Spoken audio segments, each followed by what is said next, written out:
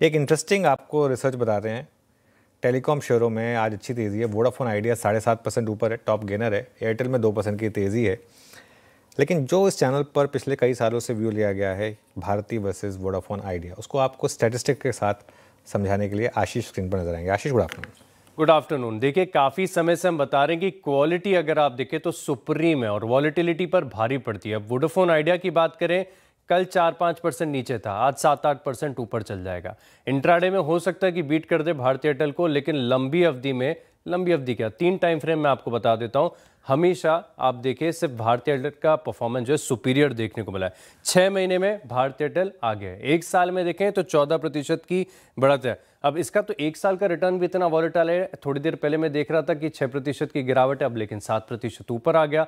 2 साल की बात करें तो देखिए कितना मैसिव डिफरेंस यहां पर देखने को मिला है, और लगातार 2 साल से हम बता रहे हैं कि क्वालिटी के साथ तो आपको जरूर रहना चाहिए।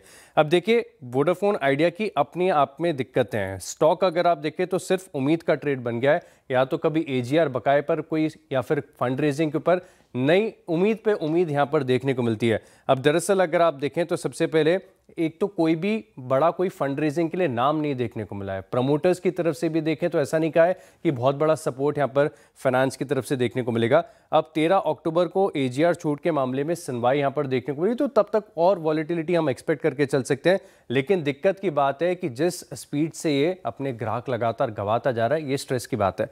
अब अगस्त का डेटा अगर आप देखें तो 3 लाख से ज्यादा जो ग्राहक हैं ये इनके घटे हैं। वहीं दूसरी तरफ अगर आप देखें तो भारतीय एयरटेल का कारोबार दिन प्रतिदिन और मजबूत होता जा रहा है। देखिए, मोबाइल बिजनेस, टेलीकॉम बिजनेस ये अपने आप में काफी बढ़िया कर रहा है। लेकिन कल की खबर मैं आपको बताता हूं, जहां पर अगर आप देखें तो इन्हें एक ऑर्डर मिला है रेलवे सिक्योरिटी ऑपरेशन सेंटर से, जहां पर अगर आप देखें तो जो साइबर सिक्योरिटी सिस्टम बनाने के लिए और ग्राहकों का जो डेटा है उसे सुरक्षित करने के लिए ये लंबी अवधि का ऑर्डर इन्हें मिला है। और अगस्त का अपडेट अगर आप देखें तो जहां वोडाफोन आइडिया 3 लाख ग्राहक गंवा रहा है, अब भारतीय एयरटेल को देखें तो 5 लाख नए ग्राहक इन्होंने जोड़े हैं। साथ में अगर आप देखें तो नया लीप ऑफ ग्रोथ यहां पर देखने को मिलेगा नेक्स्ट्रा की तरफ से, जहां पर डेटा सेंटर की जो पॉलिसी है सरकार की, इससे एक बड़ा बेनिफिट यहां पर देखने को मिल सकता है। 400 मेगावाट इनका क्षमता का प्लान है। और साथ में अगर आप देखें तो अब ये जो नेक्स्ट्रा बिजनेस है, यानी आप देखिए डेटा सेंटर बिजनेस, ये ऑलमोस्ट 10% कॉन्ट्रीब्यूट कर रहा है, यानी फास्ट ग्रोथ यहां पर देखने को मिल रही है।